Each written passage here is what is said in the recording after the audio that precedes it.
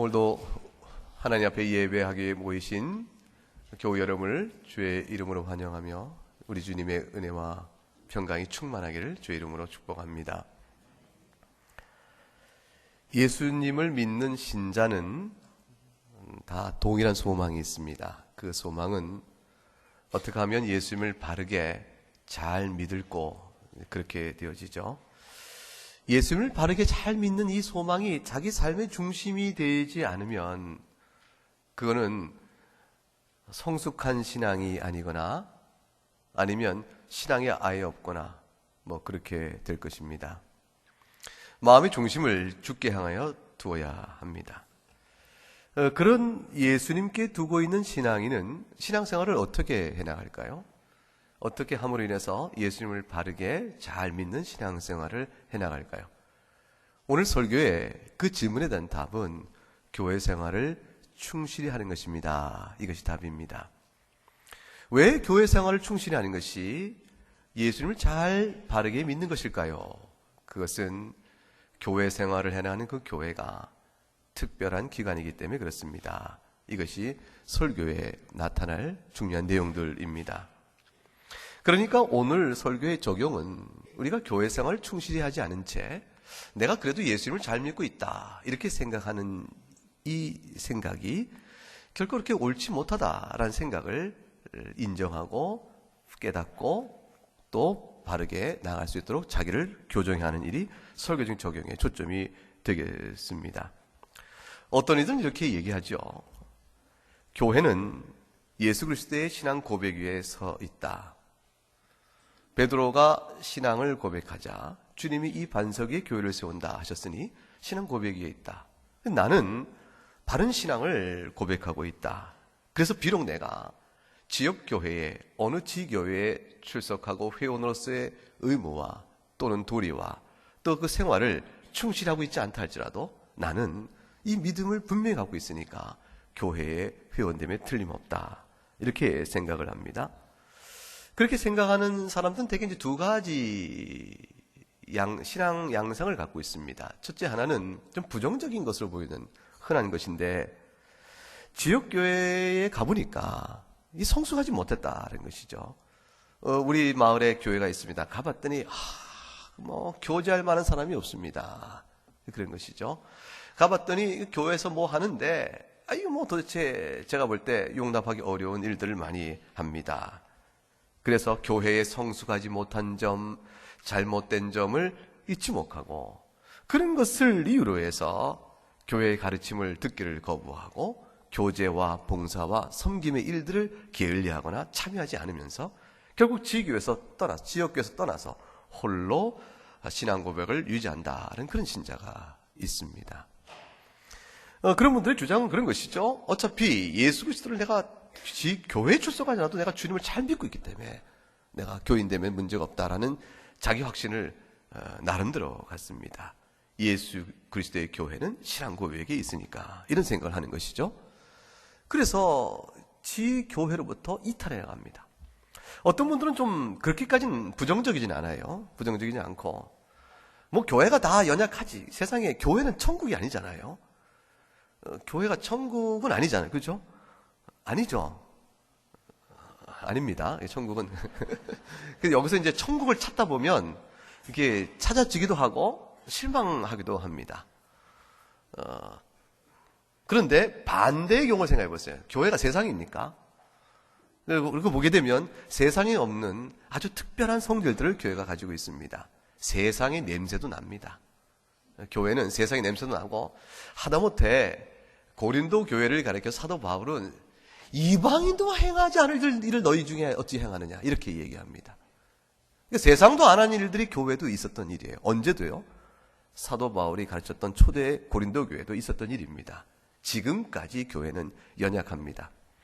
연약하기 때문에 연약함과 미성숙과 문제점과 허물들을 이유로 삼아서 그래서 지역교회에 참여를 안 하거나 떨어져 나가게 될 경우에 어떤 일이 벌어질까? 그게 교회관이 적절한 것인가? 라는 것이죠. 어떤 분은 그러니까 적당한 거리를 두고 교회 생활을, 신앙생활을 하는 겁니다. 무관심합니다. 주일에 나와 예배하는 일을 겨우 합니다. 그리고 그것도 띄엄띄엄 합니다. 띄엄띄엄. 그래서 때로는 거르기도 하면서 참석을 하며 일상의 여러 분주한 일들이나 자기 필요적 일들이 있다고 생각될 때는 그것을 이유로 삼아서 교회의 공식 모임과 제방 활동에 참여를 하지 않는 겁니다. 그렇게 되어지는 태도를 갖고 있지요. 자, 여러분 생각이 어떻습니까? 올바른 신앙 태도이겠습니까? 그렇게 하면은 예수님께서 원하시는 교인들의 생활을 잘 하는 것이라고 생각을 하십니까? 어때요, 여러분 생각에는? 자, 이와 관련해서 생각하게 될 교회 간의 중요한 한 가지 사실을 먼저 말씀드리겠습니다. 첫 번째 하나는 대개 그렇게 생각을 하시는 분들은 이렇게 생각하는데 자기 이유가 있어요. 뭐냐면 교회는 단순히 예수를 주로 고백하는 사람들의 모임이다. 이런 생각을 갖고 있는 겁니다. 여러분 어떻습니까? 교회는 어떤 곳입니까? 예수님을 구주로 고백하는 사람들의 모임이다. 그런 식의 정의를 내릴 수가 있죠. 그러므로 내가 비록 지역교회에 참여하여 교회 회원으로서의 의무와 권리, 그것들을 해나가는 일을 충실히 하지 않아도 내가 예수를 주로 믿고 구주로 믿고 주로 믿기 때문에 내가 따라서 그런 교회의 무리 가운데 한 사람이라, 이런 식의 자기평가를 내리는 것이죠. 근데 여러분, 교회는 맞습니다. 교회는 예수님을 구주로 고백하고 주로 섬기는 그런 무리들의 모임, 그 무리가 바로 교회라고 말할 수 있습니다.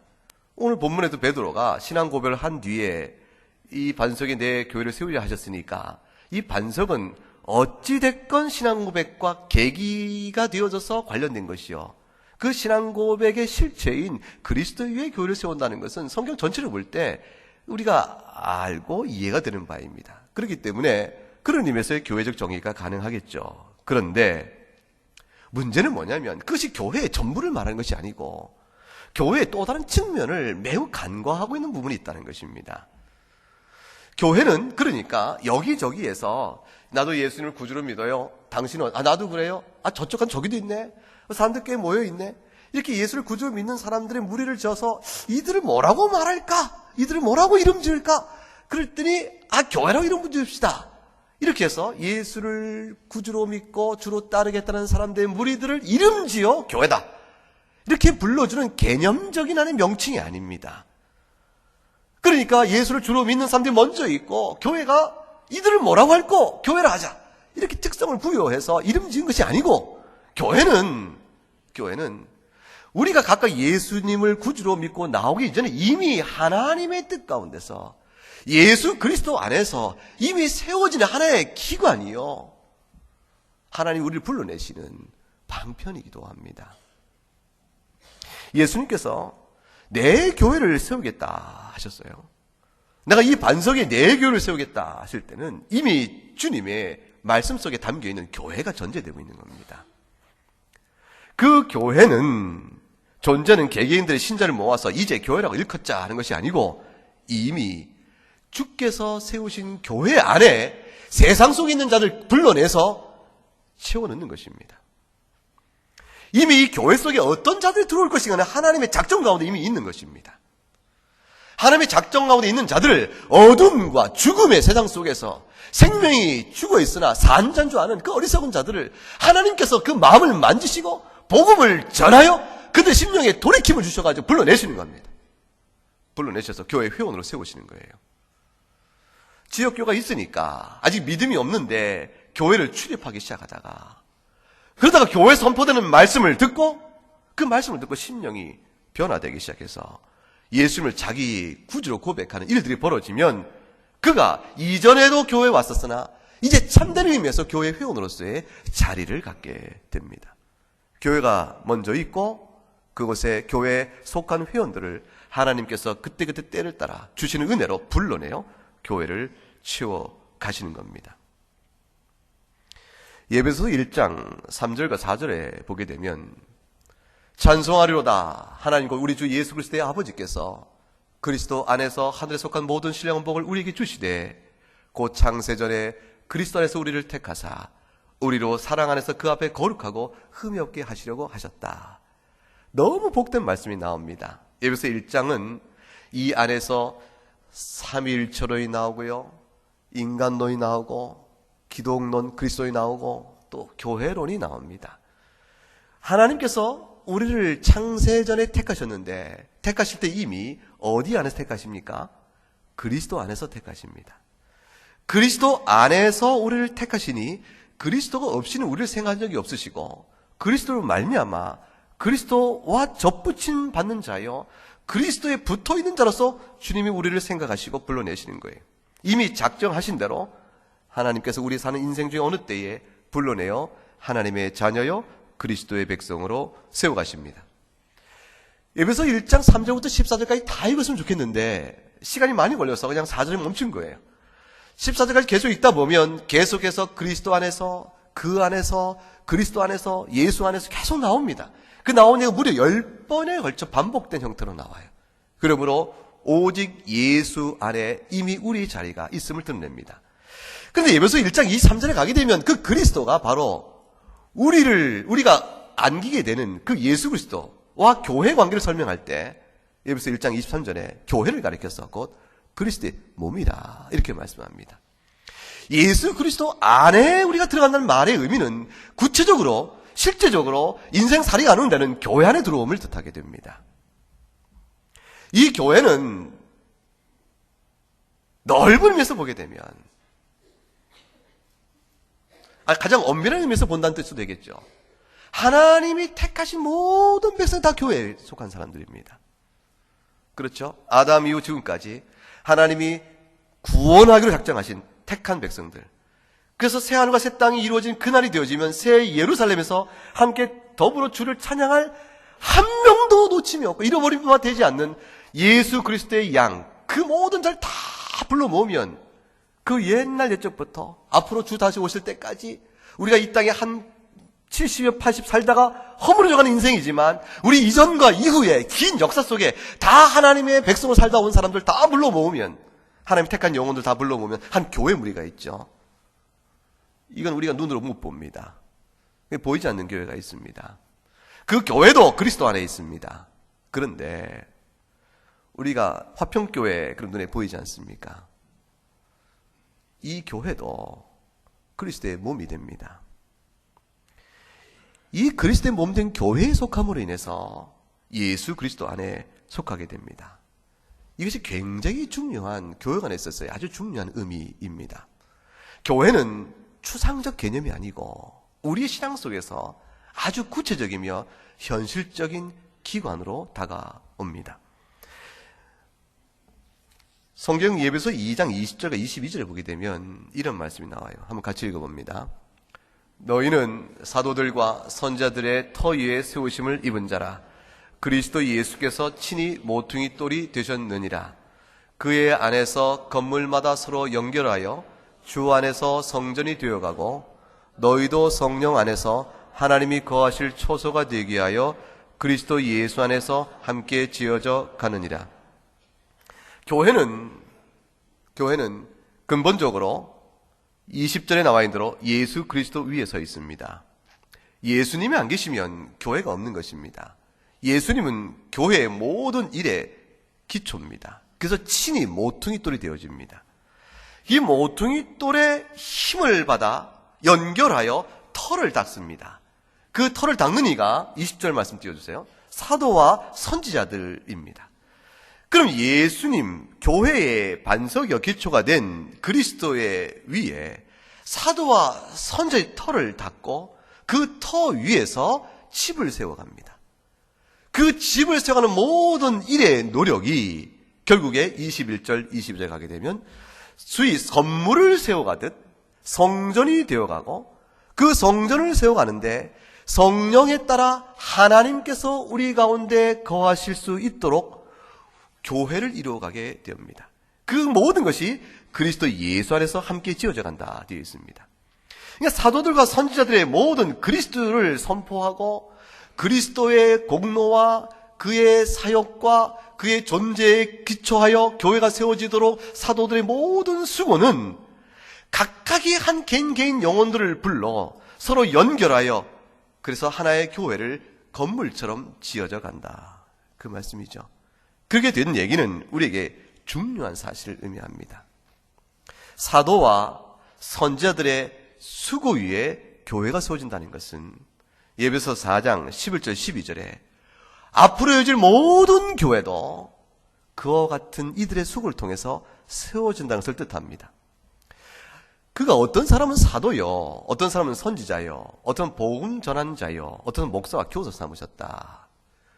여기서 사도요, 그 다음에 선지자요, 그 다음에 복음 전환자요 라는 것은 초대교회 때 있었던 일시적인 특별 직분의 부르심입니다. 사도가 있었고 또 선지자가 있었고 복음 전하는 그 사도들이 세상을 떠나고 하신 뒤에는 사도들의 가르침을 받아 복음을 전하는 디모데요, 디도요 같은 이들이 있었고 그 후에 교회마다 지역마다 교회를 세우시고 그 교회에 각각 목사와 교사라는 직원을 세우셔서 그 직분자를 통하여 사도적 사역을 이어받게 하고 선지자 사역을 이어받게 하고 복음 전도자 사역을 이어받게 하셔서 예수는 주라 고백하도록 말씀을 가르치게 하셨습니다. 그들을 통하여 12절에 가게 되면 성도를 온전하게 하여 봉사일을 하게 하며 그 다음에 뭐 합니까? 그리스도의 몸, 곧 뭘 세우는 것이죠? 교회를 세우려 하신다 되어 있어요. 이와 같은 일들은 우리가 무엇을 뜻하냐면 교회는 무엇입니까? 물을 때 교회는 모든 믿는 자들의 무리이면서 동시에 단순한 무리가 아닙니다. 단순한 무리가 아니고 그곳에는 사도요, 선지자요, 복음 전환자요, 교사요, 목사요 이게 되어지는 자처럼 그 교회에는 직제가 있는 겁니다.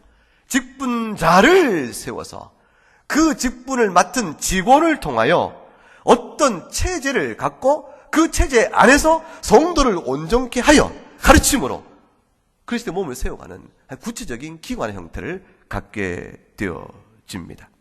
교회는 따라서 단순히 예수의 이름을 부른 자들의 모임이라는 막연한 개념이 아니고 구체적으로 직제에 따라서 그 형태가 있는 기관으로서의 구체적인 실체입니다.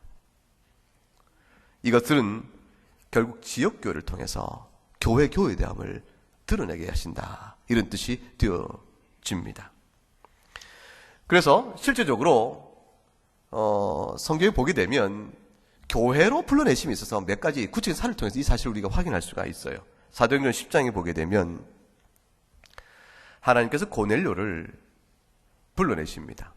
고넬료를 교회의 회원이요 하나님의 자녀로 불러내시는데 고넬료에게 환상을 보여주세요. 그럼 고넬료 이미 하나님의 환상을 봅니다.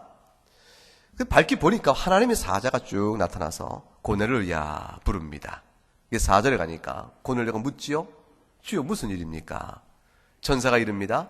네 기도와 구제가 하나님 앞에 상달되어 기억하신 바가 되었다. 그럼으로 인해서 고넬료의 선한 행실이 하나님의 은혜로 된 것임을 드러내 주십니다.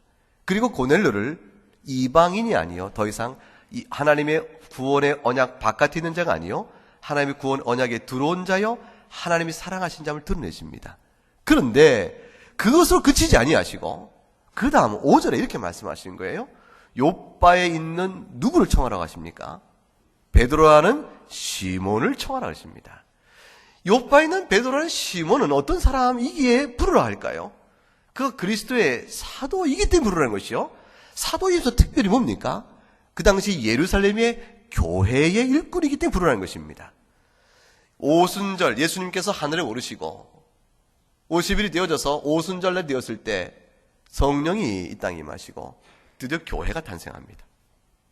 신약적 의미의 교회가 탄생해서 그 사도들의 복음을 왕성히 전하자 믿는 자의 무리가 나오게 됐고 그들을 계속 가르치게 사도들이 수고하고 사도들 또한 그 제자를 가르쳐서 말씀을 전한 자로 세우며 그 가운데 구제와 기타 물자의 나눔의 필요에 따라서 집사도 세우게 되어집니다. 교회가 직제를 가지고 탄생하게 되는 겁니다. 지금 고넬료에게 하나님은 은혜의 말씀을 들어 그를 사랑하는 말씀을 보이셨지만 그 고넬료가 하나님의 백성인가 신앙생활을 어떻게 할 것인가 이 모든 지도를 베드로를 통하여 받게끔 하시는 겁니다. 베드로가 그를 찾아가 그의 믿음이 관한 정당한가를 확인해주고 그리하여 교회 회원으로 그를 받아들이는 일들을 하게끔 하시는 일이죠.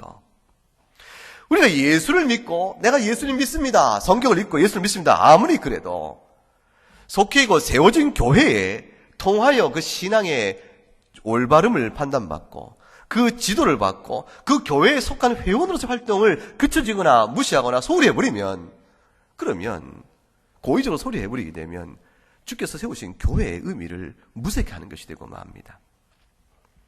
사도행전 9장에 가게 되면 사울의 얘기가 나옵니다. 바울이죠. 그러니까 바울의 그 이름이 사울이라, 또는 히브리어는 사울이요, 나중에 그릭 말로는 바울이라 이렇게 얘기를 하는데, 바울이 갑니다. 다메섹을 갑니다.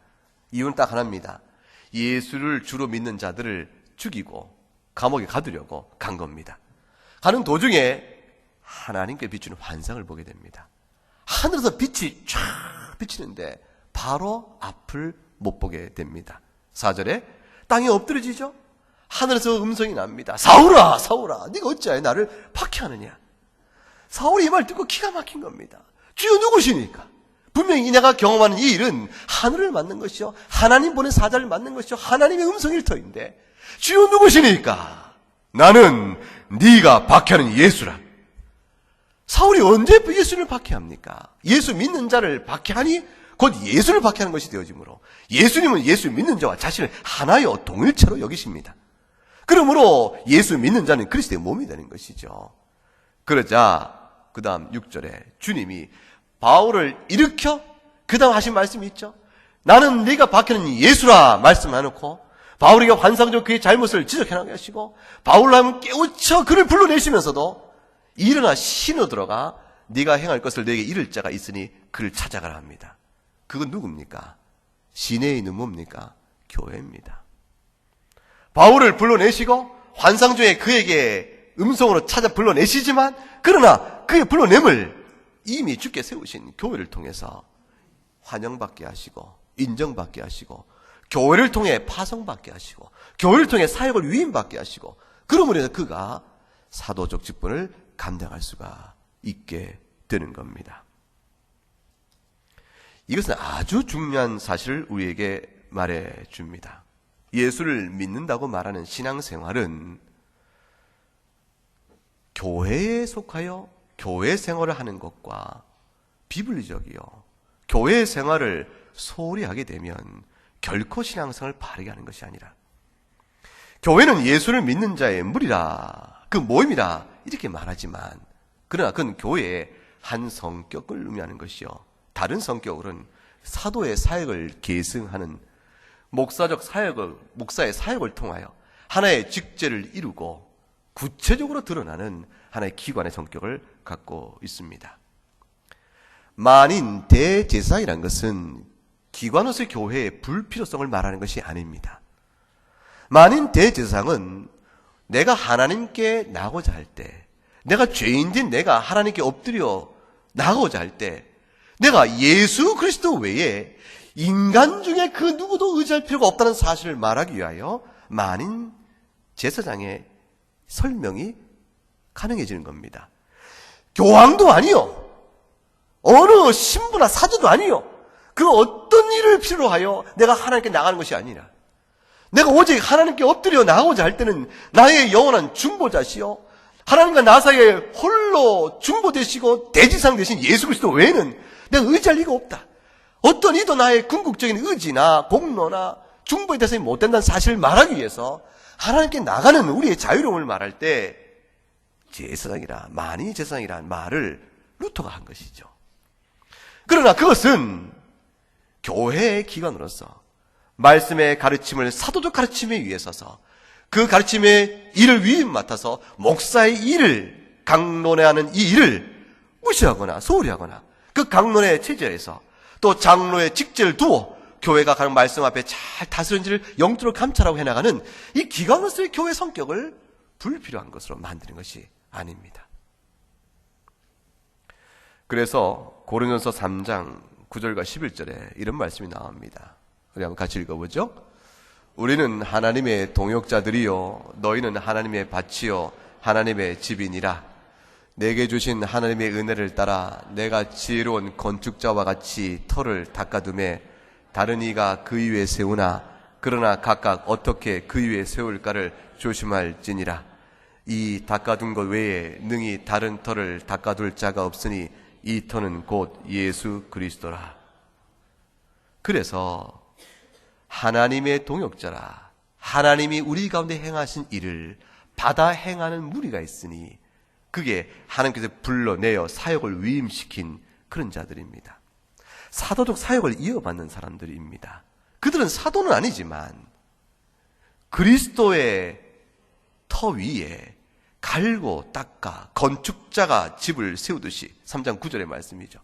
그 교회를 세워가는 사도들의 일을 맡아 행하는 직책이 있다.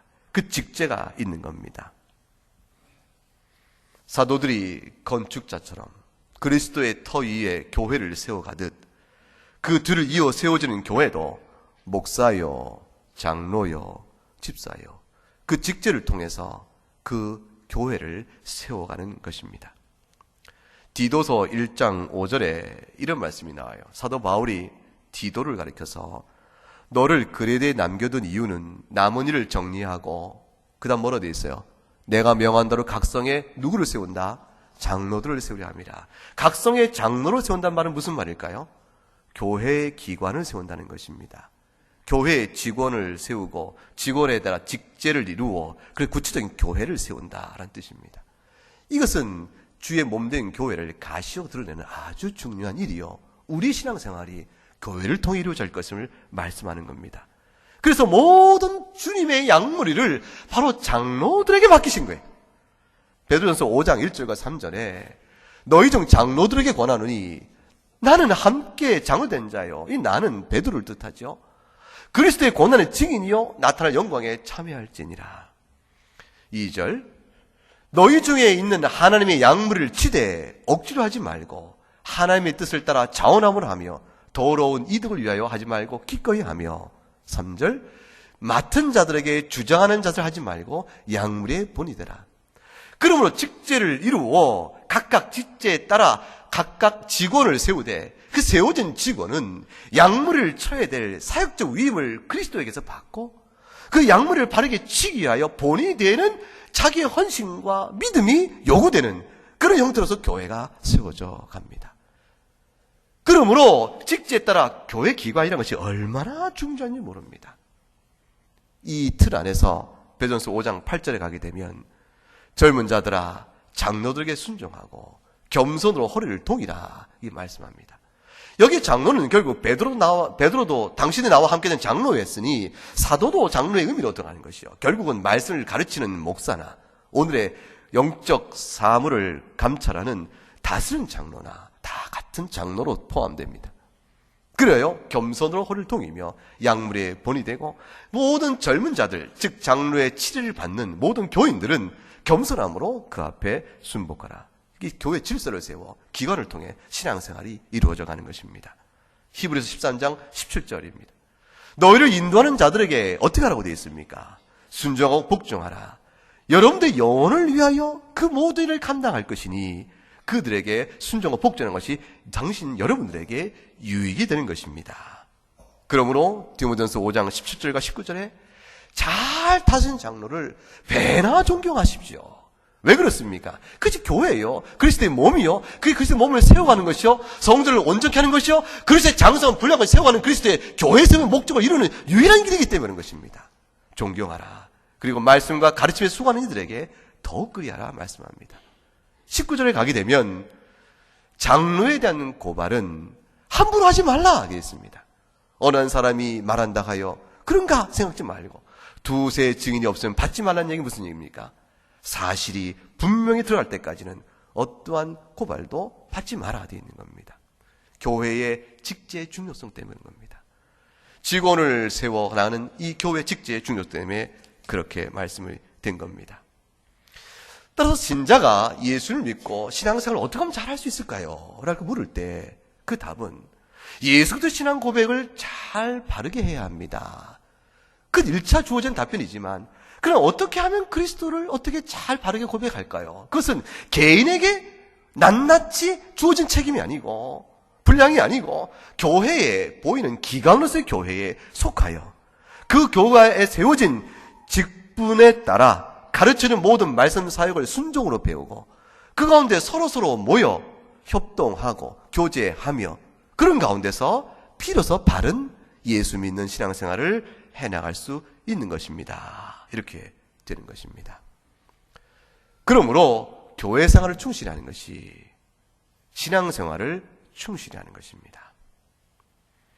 교회의 공적 모임에 힘써 참여하고 교회가 가르치는 모든 일을 힘써 배우려고 노력하고 교회가 행하고자 하는 모든 교제에 참여를 어떻게든지 하려고 애를 쓰며 봉사와 구제와 전도와 같은 일에 마음과 손을 모은 일에 힘을 다할 때 그것이 교회 생활을, 그 신앙생활을 잘하는 가장 중요한 요소가 됩니다. 그렇게 되어질 때라야 흩어져 각각의 자리에 각각의 개인 생활 속에서도 일반 생활에서도 그렇게 할 때 가정생활이고 직장생활 어느 삶의 자리 속에서도 예수 그리스도의 제자로서의 삶의 순종의 능력이 생기게 되는 것입니다. 그래야 자신을 보고 예수에 대해 복을 묻는 자에게 복음을 가르칠 때 그를 다시 어디로 이끌어와야 됩니까? 교회로 이끌어와 그를 다시 교회 지체로 삼아줘야 하는 것이죠. 다 바쁘게 사는데 우리가 다 피곤한 얼마나 요즘 삶이 힘듭니까? 그런데 어떻게 다 공적 모임에 다 나오라고 말합니까? 나올 수 없을 때는 못 나오는 것입니다.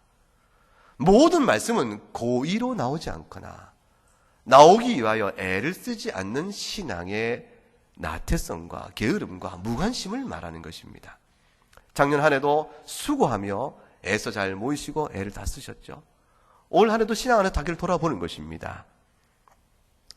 몸이 아파서 못 오게 되거나 여타의 다른 일로 인해서 함께하지 못할 때 그래도 교회의 공적 예배와 모임의 자리에 마음을 두어야 합니다. 교회가 가르치는 모든 말씀의 사역과 봉사의 사역에 마음을 두어야 합니다.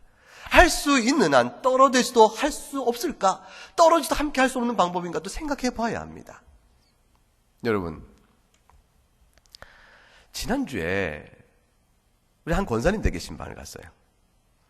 거기 오랫동안 몸이 아파서 교회 출석하지 못하는 남편 된 집사님이 계십니다. 그 함께 이제 예배를 드리고 말씀을 권면했습니다. 집사님 좀 못 나오셨으니까 서로 모이게 권하여 힘써 모이라. 이 오늘 표 히브리서 10장 25절 관련된 말씀을 가지고 쭉 드리면서 이것이 우리 교회의 표입니다. 이 말씀을 읽었고 신앙성 이런 것입니다 하고 쭉 말씀을 드렸어요. 그랬더니 이 집사님이 권사님 너무 기뻐하는 답을 주신 거예요. 그게 뭐냐면 이거예요. 우리 권사님이 혼자서 예배를 드립니다. 집에서 혼자서 말씀 보고 찬송하고 성경 읽고 기도하는데 그때마다 같이 해요, 영감. 그러면 같이 하면 얼마나 좋아요? 당신 예배 드려요. 그리고 이 집사님이 함께 안 하셨는데 그 말씀 들으면 만일 하나님께서 이렇게 함께 모이고 힘써라. 이 말씀대로 다 보니 내가 느낀 바가 있습니다. 내가 앞으로는 당신이 하나님 앞에서 예배 드릴 때 내가 끝까지 빠짐없이 참여하겠어. 이게 약속을 하신 거예요. 그래서 권사님이 얼마나 좋아하신지 모르겠어요.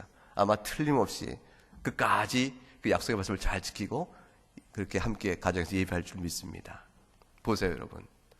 교회는 못 나오셨는데 목사가 신방하여 그 말씀을 주니까 내가 그러면 이 집에서라도 내가 이 하나님 말씀 앞에 내가 나오겠어. 그리고 성경 읽기를 내가 하겠어. 그럼 뭐가 됩니까?